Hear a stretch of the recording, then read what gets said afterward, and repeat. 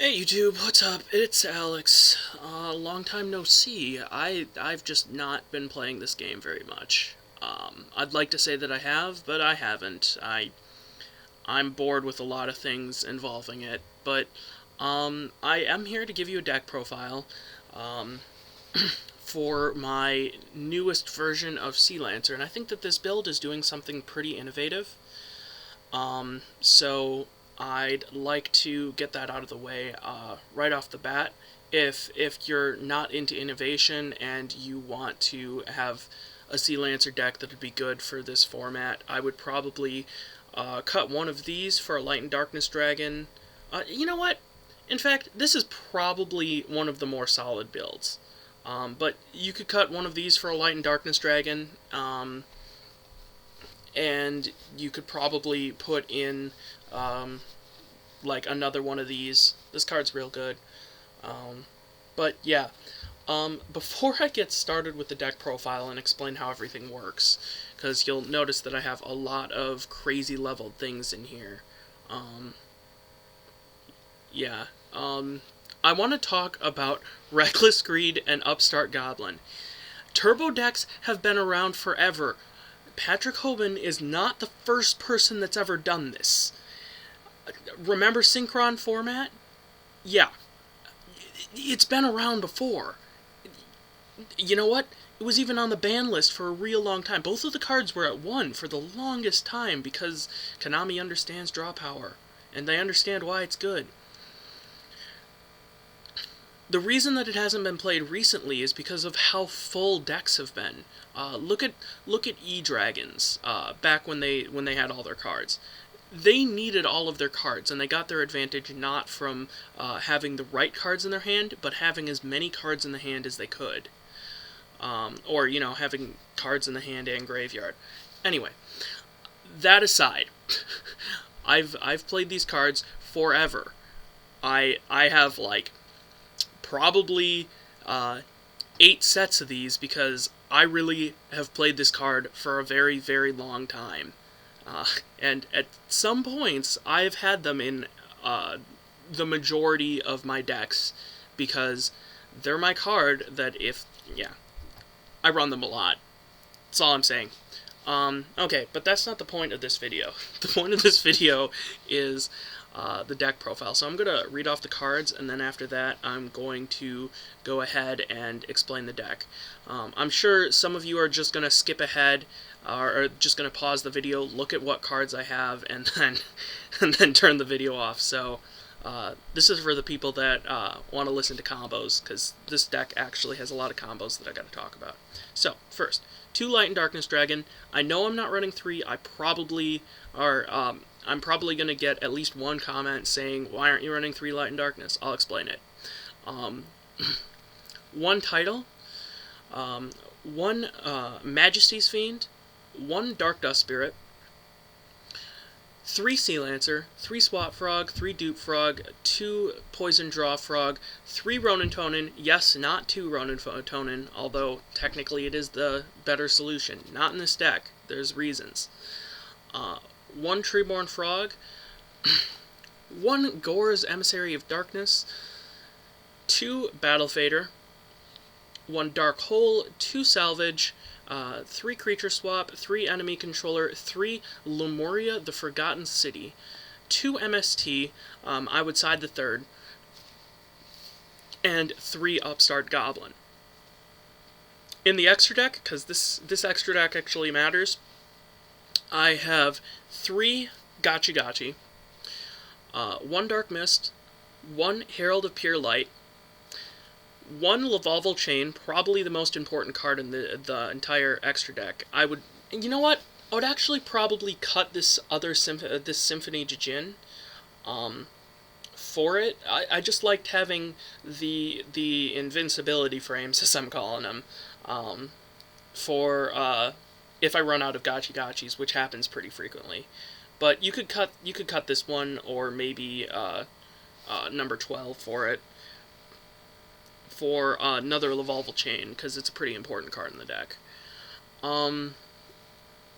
Okay, next we have one number 12 Crimson Shadow Armor Ninja, one Volcasaurus. You might want to put in two. You can burn pretty heavily with this card. Um, one Tyrus, two Effect Strike Bouncer, because I can bring it out a lot. One Gauntlet Launcher, again, because 6s are really easy to make, and one M7. Yeah. And then, to finish it off, one Gaia Dragon Thunder Charger. Now, I have all of these 7s up here, in case you want to play the strict the Death Frog build, which I have the cards that you would need for that down here. Because with the Death Frog build, normally what you're doing is burning with Volcasaurus, but if you activate Lemuria when you Death Frog into Death Frog, then you can bring out rank 7s, or if you get 5 waters on the field at the same time, you can bring out your 7s. So, and, you know, the 7s are pretty damn good. Big Eye, Dracosac, Abyss Gaios. Yeah, so that's that, and then these would probably be the these are cards that you should think about putting in. The reason I have 2 Light and Darkness Dragons is because one typically isn't enough, but one, the reason that Lemuria is really good is because if you have a water, like, say for instance, Dupe Frog, and you have a Swap Frog, which happens, like, every single game, because, you know, there's 6 cards, plus draw power, plus more draw power, plus, yeah, it's a pretty consistent way to do things. And if you want it more consistent, you can just add Mother Grizzlies or something. Yeah, but a water, which is, you know, all of these, and and a Swap Frog, and a Lemuria, which happens pretty much every time you draw it, although I honestly think that 2 is a better number than 3. I'm running 3 right now because I'm testing. Anyway, getting distracted. If you have that, then you can instantly set up a really, really strong presence for the next turn. You pitch the water to special summon Swap Frog, and you throw out a Ronin, unless the water that you pitched was a Ronin, and then you throw out something that you can remove from Ronin. Then you bounce Swap back to your hand, normal summon Swap. Yes, you can do that. I'm so sick of people telling me how to play frogs. I've been playing them forever. Yes, you can do that. Throw out another frog for convenience. Normally, you want to throw out Dupe Frog and a Poison Draw Frog with these two. Or a Ronin and, you know, whichever the piece you don't have in there, because you do want both of them active. Specifically so you can replace your Swap Frog, which normally you don't replace. But, yeah. And then you remove the frog in the graveyard to special summon the Ronin Tonin.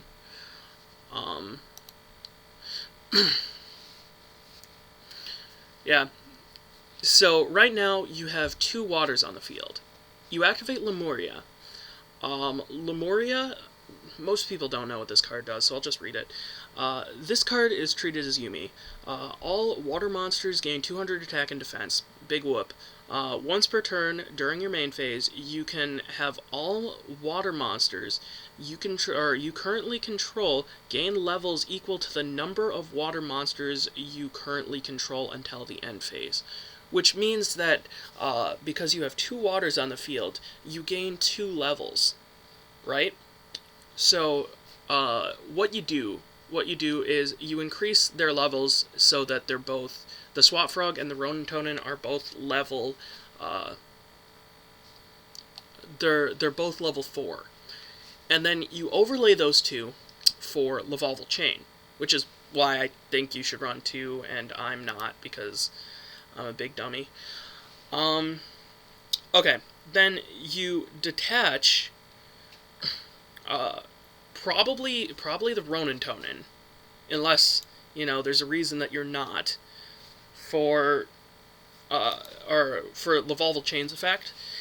And this can go a couple different ways. You can use it to fuel your frog engine. You can use it to uh, put title in the grave or on the top of your deck, whichever you need. But or you can use it to get Light and Darkness Dragon if you've already got a Sea Lancer in your hand, because you only really need one Sea Lancer.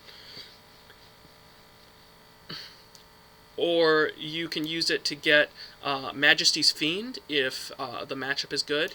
Or you can use it to get Dark Dust Spirit if you need a field clear. It's really versatile at that point, and that's probably where they're going to affect Valor you, so be prepared. Um, yeah, that's what all of these swaps are for, by the way, is for getting rid of stuff that happens when things go badly.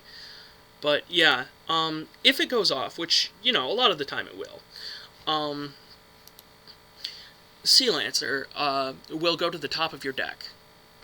You'll use Lavalval Change's first effect to put Sea Lancer to the top of your deck.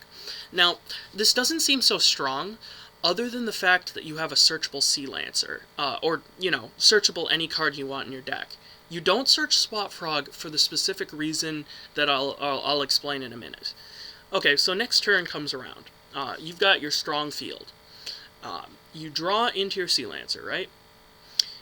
Now, you have one tribute left in the graveyard with the other Ronin Tonin fodder. So you can either remove that if your Lavalval Chain dies. If it doesn't, you can use Lavalval Chain's effect to put Light and Darkness Dragon to the top of your deck most times. Then you tribute the Ronin Tonin, or the Lavalval Chain. It depends on the situation. But then you contribute for Sea Lancer, and at this point you'll have search power and draw power both removed from play. So you'll special summon Ronin Tonin. You'll tribute for Sea Lancer. If they have an effect Valor, then you know that they don't have one. Or they're real bad players, which in that case you're probably going to win. Yeah, okay, so now why we didn't put Swap Frog to the top of the deck. Because when you activate Sea Lancer's effect, you're going to equip Dupe Frog, and you're going to equip Poison Draw Frog. So now, when Sea Lancer would die, you get Dupe Frog to search out another Swap Frog, which essentially gives you a soft loop.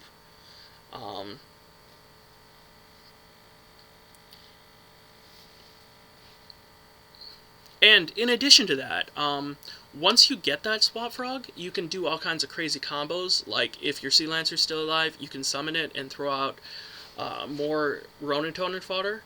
Special summon it, and then make a quick Volcasaurus or Tyrus. Which is a pretty nasty play, given what Volcasaurus can do. Like, I've seen it just end games. It's real good about that. Yeah, also, if you're doing the same thing and Sea Lancer's about to die, you could, in the same situation, you would have enough fodder so that you put in another Ronin Tonin, and then you make a Photon Strike Bouncer. Say they use a lot of monster effects. Or an M7, which would let you recycle your Light and Darkness Dragons and your Sea Lancers. Also, when Light and Darkness Dragon dies, he'll blow this thing up, so you don't need to be too worried about it interfering with Treeborn Frog. But if you have another one in your hand, and he does blow up the field, you can oftentimes use its effect to special summon a Swap Frog, and then Swap Frog's effect, blah blah blah, blah blah blah, and make whatever you want. Yeah. Um, the deck's pretty good. Uh, if you wanted to make sure things went off even more smoothly, or as we'll say, ironically, swimmingly, uh, because they're frogs? Yeah, you get it. I'm just not funny. Yeah, but yeah, you could remove the creature swaps. I just like creature swap.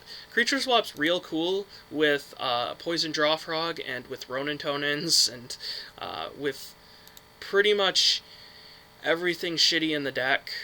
Dark Dust Spirit is not shitty, but you know what I mean. Like shitty to draw without anything else, or like Dark Dust Spirit. It's hilarious with Dark Dust Spirit. You nuke their field, you trade them for their face down card that's still left, and then you get Dark Dust Spirit back, and you're like, oh, I guess that was a free trade for me. There's a lot of free trades with creature swap in this deck, which is why I like it. But like if you needed to, or you could side into them if they're running a back rowless deck. So you could just side these two out and maybe one of the Lemurias or maybe one of the Poison Draw Frogs. Um, yeah. Uh, a lot of the times with the amount of defense that this deck can put up, I feel that Gores and Battle Fader are unneeded. But there are hands where you're like, okay, I got a creature swap, a Lemuria, an MST, two salvages, and a Battle Fader. What do I do with this? And sometimes stalling for one turn can really change the game. Um, in frogs, because like your next draw could then give you a swap frog, or like you could drop the battle fader and then use the creature swap with the battle fader and take their stuff. It's also kind of good if you draw into a Majesty's Fiend or Dark Dust Spirit and you just need to clear some stuff quick. Um, yeah, well, I think that's all I have to talk about. Lemuria, I think, should be run in this deck. I just don't think it should be run at 3. I think it should be run at 2. Because you don't want to dead draw it. And it is in the way a lot of the time. Um,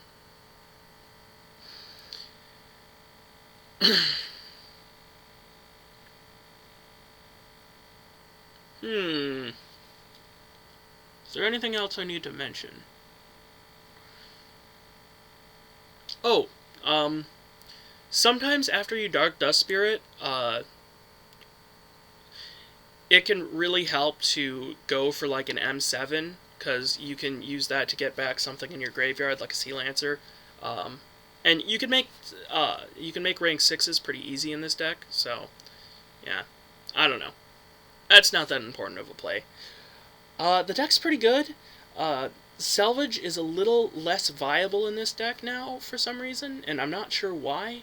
I used to really, really like it at 3, but I don't know. I'm even thinking about putting it to 2 so that I can fit in maybe something to give the deck a little bit more consistency, like uh, Mother Grizzly, maybe. Just more search for good stuff is always good in the deck.